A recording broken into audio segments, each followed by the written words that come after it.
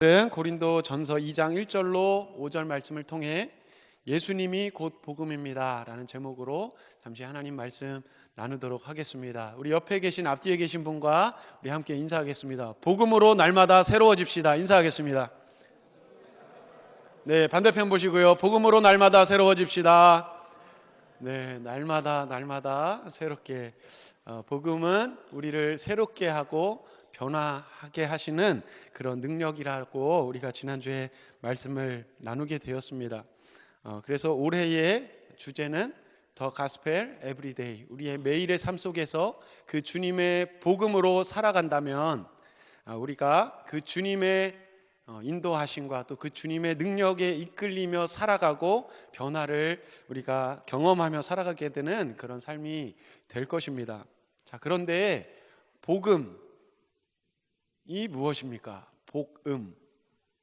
네, 우리가 이 복음이라고 하는 이 단어의 의미만, 이 단어의 뜻만을 먼저 좀 살펴본다면 이 한글로 복음, 한자어죠. 복복자의 소리 음입니다. 그래서 풀어서 말하면 복된 소리, 복을 듣고 그 복을 가진 사람이 그걸 전하는 거, 이게 바로 복음이라고 할 수 있습니다. 네, 저기에도 제가 있군요. 네, 다 이렇게 위를 보고 계셔서 어쩐 일이신가 이렇게 지금 하늘문이 열렸나 그러고 있었습니다. 네, 복된 소리, 복이 무엇인지를 알리는 것, 이것이 복음입니다. 그리고 영어 성경에 보면 어떤 성경에는 가스펠이라고 돼 있지만 어떤 성경에는 good news, 좋은 소식, 듣지 못했던 좋은 정보, 그렇게 할 수 있을까요? 복음은 좋은 소식이라는 것입니다. 이 복음의 원어가 되는 단어들을 잠깐 살펴보겠습니다. 그리스어, 고대 그리스어에서 다 기억하실 필요가 없습니다. 유앙겔리온이라고 하는 단어가 있는데 이 유앙겔리온이라고 하는 이 단어에서 라틴어로 에우앙겔리움이라고 하는 단어로 이렇게 파생이 됐습니다. 여기서 에우라고 하는 것은 좋다, 굿, 그런 뜻이고, 그리고 앙겔리움이라고 하는 이 단어는 우리가 영어로 에반젤리즘이라고 할 때, 그 복음 전도자라고 할 때 그 어원이 되는 것인데 전하는 말이라고 하는 뜻을 가지고 있습니다. 다시 말해서 좋은 것을 전하는 것, 이게 바로 복음이다. 그리고 우리가 우리 주제에 표현하고 있는 가스펠, 이 단어가 어떻게 이루어진 단어이냐면 가스펠 이렇게 돼 있잖아요. 근데 이것을 나누면 갓, 하나님, 그리고 스펠, 단어, 문자, 우리 스펠링 할 때 그 스펠 있죠? 그러니까 하나님이 알려주시는 내용들, 하나님이 전해주시는 말, 하나님이 우리가 알았으면 하시는 그 내용들, 이런 의미들을 담고 있는 것입니다. 하나님의 이야기.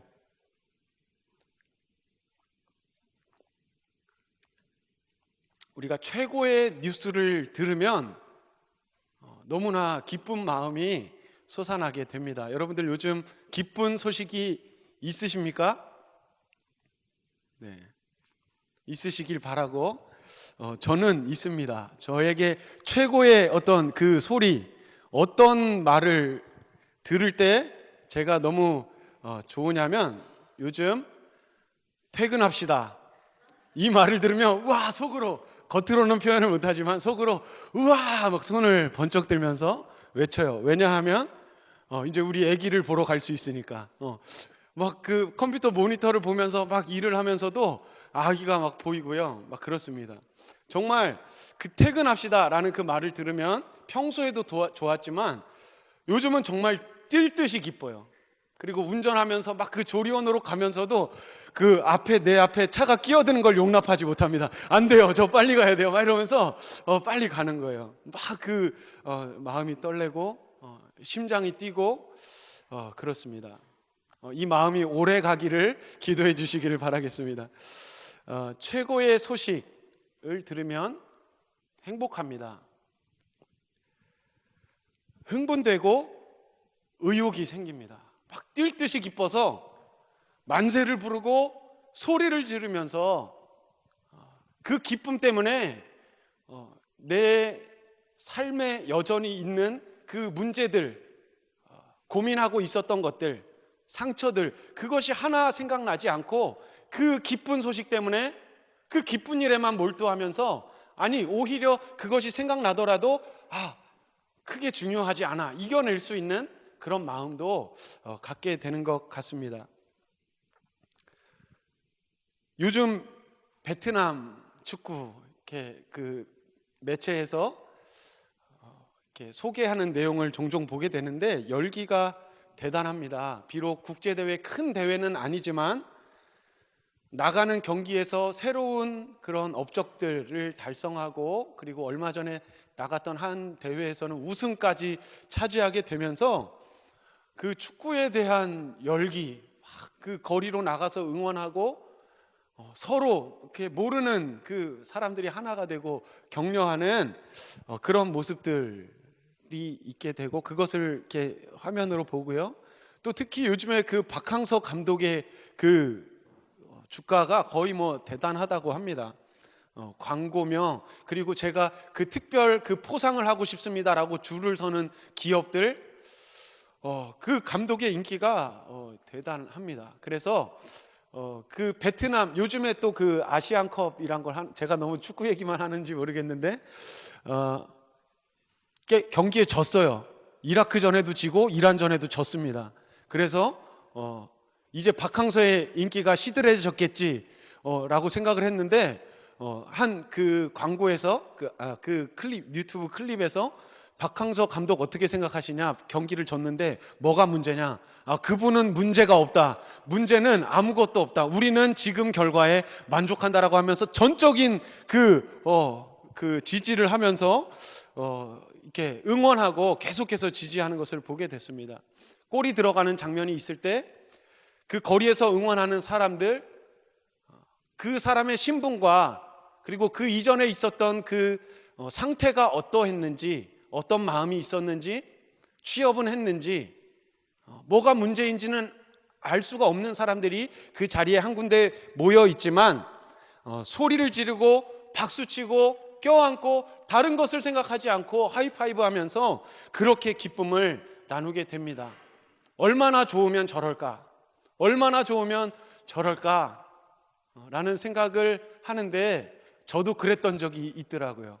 2002년 월드컵 때 우리는 기쁜 소식이 있으면, 정말 그것이 기쁘면 나의 이전의 모습이 어떠했든지 상관하지 않고 그 일을 정말로 기뻐합니다. 우리를 그렇게 기쁘게 하고 여러분에게 힘을 주고, 나는 안 돼, 나는 할 수 없어, 나는 이게 문제야, 저 사람은 저렇게 훌륭한데 비교하는 그런 나의 매일의 일상 속에서 여러분에게 힘이 되고, 여러분들이 일어나서 소리를 지를 수 있고, 여러분들이 그렇게 환호성을 지를 수 있는 그런 기쁜 소식이 여러분의 삶 속에 있으십니까?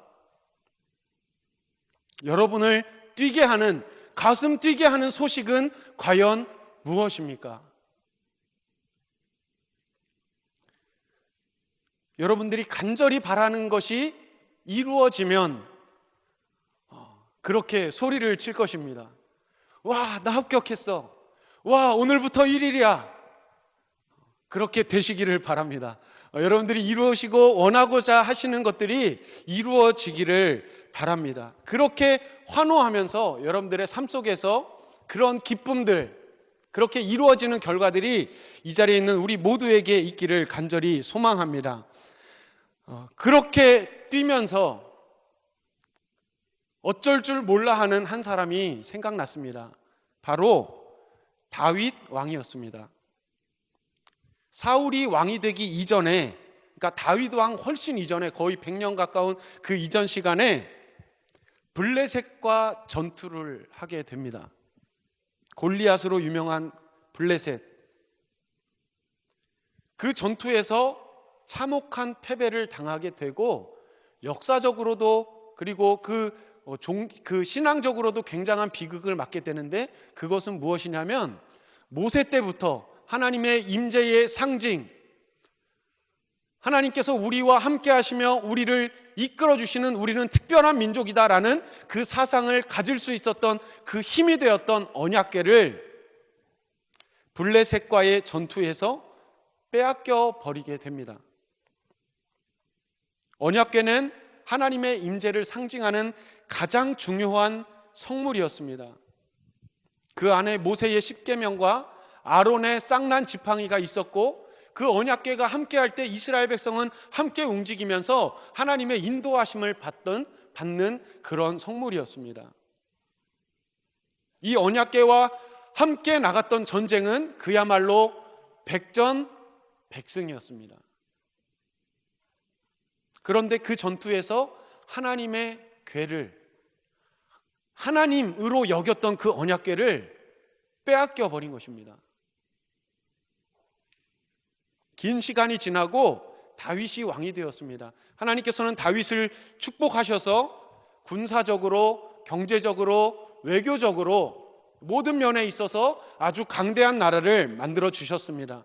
그리고 예루살렘을 수도로 세우고 이제 오랫동안 빼앗겼던 언약궤를 예루살렘으로 다시 옮겨오게 됩니다.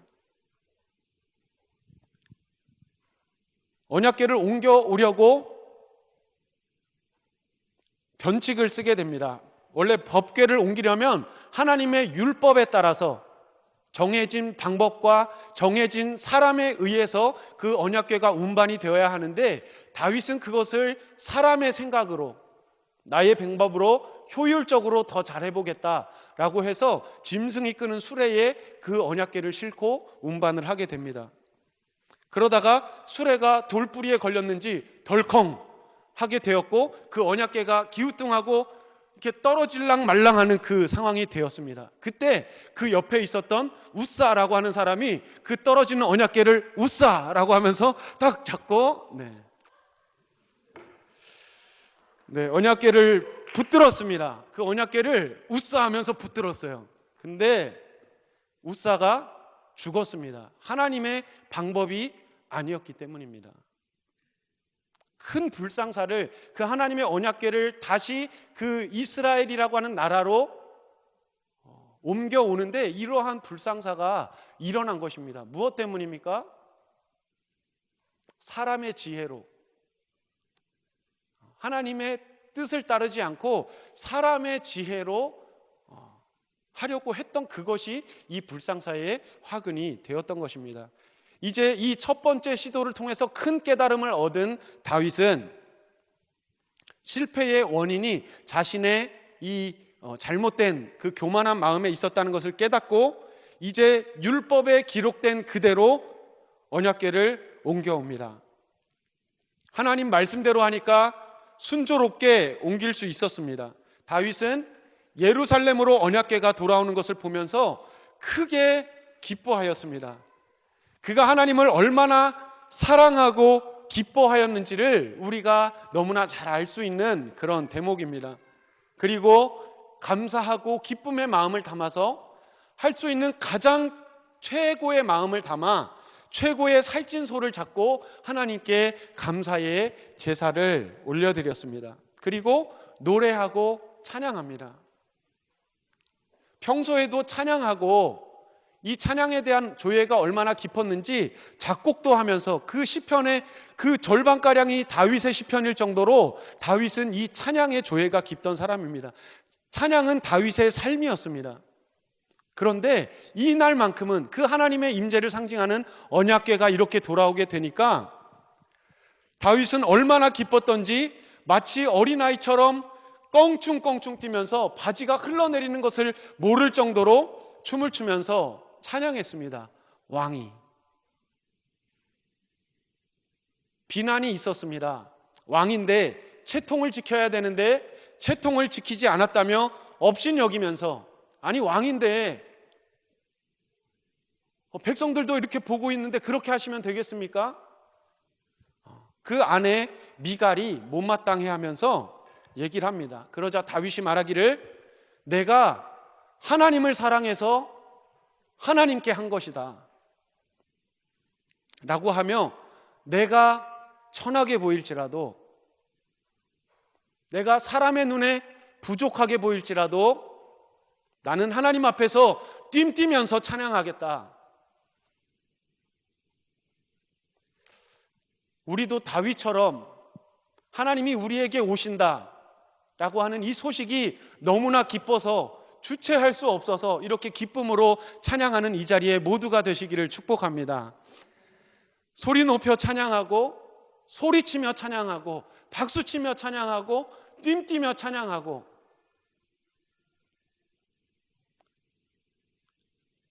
아니 품위도 지켜야죠. 조용히 묵상하면서 기도도 해야죠. 맞습니다. 우리는 조용히도 기도해야 합니다. 그런데 뜀뛰면서 찬양할 수도 있어야 합니다. 왠 줄 아십니까? 우리는 정말 기쁜 일에는 그렇게 하기 때문입니다. 우리는 정말 좋은 일에 너무 기뻐하면서 손을 번쩍 들고 너무 행복해서 어쩔 줄 몰라 하기 때문입니다. 그래서 우리는 예배드리면서 우리를 구원하시기 위해 왕이 오셨다라는 이 소식을 들으면서 우리는 그렇게 찬양할 수 있어야 할 줄로 믿습니다. 왜냐하면 우리는 기쁠 때 그렇게 하기 때문입니다. 가장 기쁜 소식, 우리를 뛰게 하는 소식, 그것이 바로 우리를 구원하시고 우리에게 영원한 생명을 주셨고 우리에게 예배하신 영원하신 하나님의 나라가 있다는 이 소식이 우리에게 가장 기쁜 소식, 복음이 되기를 주님의 이름으로 축복합니다. 하나님의 이야기, 그것은 하나님의 나라를, 가장 기쁜 소식을 전하기 위한 하나님의 메시지입니다. 죄에 매여서, 또 약함에 매여서 고통하고 신음하고 어떻게든 부딪혀보지만 여전히 신음하는 우리에게 복음, 예수님이 오셨습니다. 하나님이신데 사람이 되시는 일, 이것은 다윗이 왕인데 채통을 지켜야 되는데 바지가 흘러내려가고 채통을 지키지 못하고 뜀뛰면서 찬양하고, 왕이 그렇게 하는 것보다 더 품위에 맞지 않는 일입니다. 하나님이신데, 모든 것을 창조하신 하나님, 모든 주권과 영광이 있으신 하나님, 그 하나님이 사람이 되신다. 여러분이 하실 수 있다면 여러분 개미가 되실 수 있으시겠습니까? 개미를 살리기 위해 우리의 품위가 있는데. 그런데 예수님이 사람으로 오셨습니다. 작아지셔서 가장 낮은 곳으로 우리를 살리시려고, 이 사실을 믿으시기를 주님의 이름으로 축복합니다. 죄에서 해방되어야만 하기 때문에, 그러지 않아도 된다면 우리는 늘 말합니다. 우리가 어떤 모습이든지 하나님은 우리를 사랑하십니다. 믿으십니까? 우리가 어떤 모습이어도, 어떤 죄가 있어도, 어떤 연약한 모습이어도 하나님이 우리를 사랑하십니다. 그러나 그것이 우리가 죄가 있어도 되는 이유는 되지 못합니다. 왜냐하면 그 죄 때문에 예수님이 오셨기 때문입니다. 죄가 있거나 없거나 아무 상관이 없었다면 예수님은 오시지 않아도 되셨을 겁니다. 그러나 예수님은 오셨습니다. 가장 기쁜 소식, 우리를 살리는 소식, 이 땅이 전부가 아니다. 내가 너희를 영원히 살리러 이 땅에 왔다 라고 하신 그 예수님, 그 예수님이 오셔서 복음을 전하셨습니다. 모든 죄를 용서하시기 위해서 모든 사람의 죄를 감당하시고 십자가에 달려 죽으셨습니다. 죽으셨을 뿐만 아니라 3일 만에 살아나셔서 우리가 신음하면서 우리가 아파하고 또 우리가 자책하던 모든 죄의 문제에서, 우리가 두려워하는 죽음의 문제에서 우리를 건져주시고 사망에서 생명으로 옮겨주신 그 일을 예수님께서 감당하여 주신 줄로 믿습니다. 그 예수님을 믿는 모든 자마다 영생을 얻고 하나님의 자녀가 되는 권세를 우리 가운데 허락해 주시는 것을 믿으시기를 주님의 이름으로 축복합니다. 이 복음은 생명보다 귀한 가치가 있습니다. 죄인 중에 괴수라고 자칭했던 사도 바울, 그는 그리스도 복음에 사로잡혀서 인생이 바뀐 사람입니다. 그리스도를 핍박하던 자에서 그리스도를 위해 생명을 내놓고 예수님이 복음이다, 예수님이 우리를 살리러 오셨다 증거하기 위해서 그 놀라운 변화를 경험하게 된 것이 바로 사도 바울이었습니다. 오늘 본문은 고린도 전서입니다. 고린도 교회에 쓴 바울의 편지입니다. 고린도가 어떤 곳이냐면 한마디로 고대의 파리였습니다. 샹젤리제, 고대의 파리, 낭만이 있고 모든 것이 풍요롭고, 그러나 그 이면에 타락하고 쾌락만을 추구하고 인간 중심만으로 생각해왔던 그런 곳이 바로 고린도였습니다. 그리고 이 고린도 지역은 유럽 지역인데 거기에 사상적으로 지배하고 있던 사상은 바로 철학과 수사학. 지위가 높은 사람은 사람들 앞에서 웅변하는 것을 잘 할 수 있어야 되고, 다른 사람은 생각하지 못한 깨달음으로 사람들 앞에서 이 삶의 이치를 깨닫게 하는 그 사람이 사회적으로 지위가 높은 그런 사람이라고 인정을 받던 그런 시대였습니다. 이런 달변가들이 굉장히 많았던 그런 시대라는 것입니다. 지혜를 얼만큼 뽐낼 수 있느냐. 그런데 오늘 본문에 보면 2장 시작부터 바울은 이렇게 말합니다.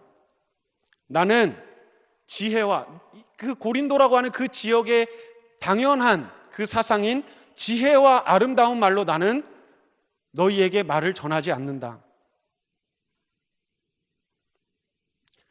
그 고린도 사람들이 바울이 말하는 걸 봤을 때, 바울이 전하는 내용을 들었을 때, 그 바울이 말하는 그 내용은 어떻게 보면 아주 초라하고 앞뒤가 안 맞는 내용입니다. 죽은 사람이 살아나?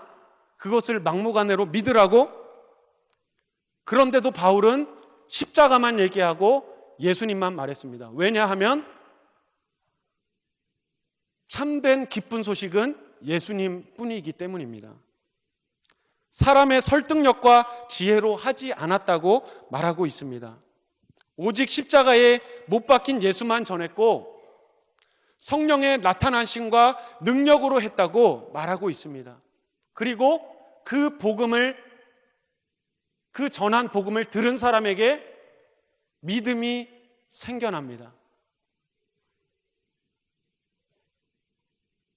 그 부족해 보이는 그 말을 통해서 믿음이 생겨나는 거예요. 그 부족해 보이는 말을 통해서 예수 믿는 자의 수가 늘어나는 겁니다.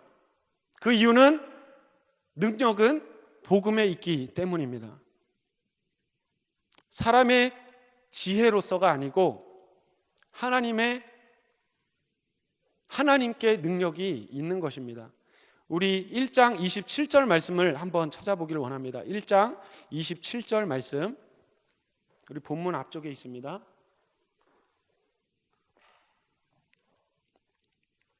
이 말씀 읽고 말씀 정리하고 마치겠습니다. 1장 27절입니다. 함께 읽습니다. 시작. 그러나 하나님께서 세상에 미련한 것들을 택하사 지혜 있는 자들을 부끄럽게 하시고 세상에 약한 것들을 택하사 강한 것들을 부끄럽게 하려 하시며. 아멘. 미련한 것들을 택하사 지혜 있는 자들을 부끄럽게 하신다. 왜냐하면 미련한 자들 그 속에 있는 복음이 참된 진리라는 것을 그들이 깨닫게 될 것이기 때문입니다. 능력은 하나님께 있고 그 능력은 복음을 품는 자를 구원하시는 하나님의 능력이 되는 것입니다. 오직 유일한 참된 것, 예수님의 십자가, 설득할 필요가 없습니다. 선포하는 것입니다. 그래서 성경에서도 우리를 설득하지 않습니다. 성경은 선포합니다. 하나님이 세상을 창조하셨다. 거기에 어떤 설명이 있습니까? 하나님이 천지를 창조하셨다. 이렇게 사랑하셔서 독생자 예수 그리스도를 보내셨다. 믿는 자에게는 영생을 주신다. 하나님은 우리에게 지금도 이 복음을 통해서 우리가 참된 생명을 얻을 수 있는 방법을 우리에게 선포하고 계십니다. 그것은 예수를 믿으라는 것입니다. 그것은 예수님을 믿고 그 예수님을 따라 살아가라는 것입니다. 말씀 마치겠습니다. 우리는 실제의 삶을 살아갑니다. 강남의 건물들을 걸어다니고 회사에 가서도 분주하게 수많은 업무 속에서 우리는 벽을 경험하고 또 사람의 관계 속에서 어려움을 겪기도 합니다. 그때 복음이 우리에게 힘이 되고 능력이 되고 있습니까? 그 어려움이 있을 때 우리가 해야 될 것은 그 문제를 해결하려는 우리의 노력도 있어야 하지만 그 문제를 통해서 우리의 참된 능력이 되시고 우리에게 참 생명을 주시는 예수님을 떠올리는 겁니다. 어떻게 해야 되지? 무엇을 선택해야 될지 기로에 서 있을 때 그때 다른 무엇보다 예수님을 떠올리는 것입니다.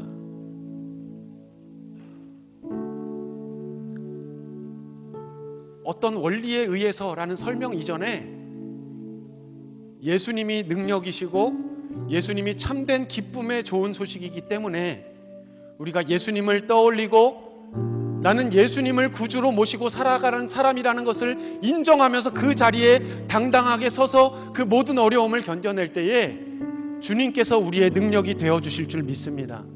그 어려움을 이겨낼 힘이 되어주실 줄로 믿습니다. 우리의 가정 가운데 예수님을 초청하시길 바랍니다. 예수님, 우리 가정에 오셔서 우리 가정에 참 기쁨의 소식이 되어 주십시오. 하나님, 우리 회사에 들어와 주셔서 이 수많은 비리와 부정과 그 사람의 힘의 원리를 따라 나도 굽신거릴 수밖에 없고 나도 믿음을 저버릴 수 없는 이 삶의 현장에 예수님 나에게 능력으로 와주셔서 주님, 내가 이것을 견뎌내고 내가 하나님의 복음으로 이 부조리한 것들을 바꿔나갈 수 있는 힘을 나에게 허락하여 주시옵소서. 그 하늘로부터 주시는 능력을 구하시는 이 자리에 모두가 되시기를 바랍니다. 여러분의 학업의 자리, 여러분들 사랑과의 관계 속에서 그 사람 가운데 있는 예수 그리스도를 바라보시기를 바랍니다. 우리 시간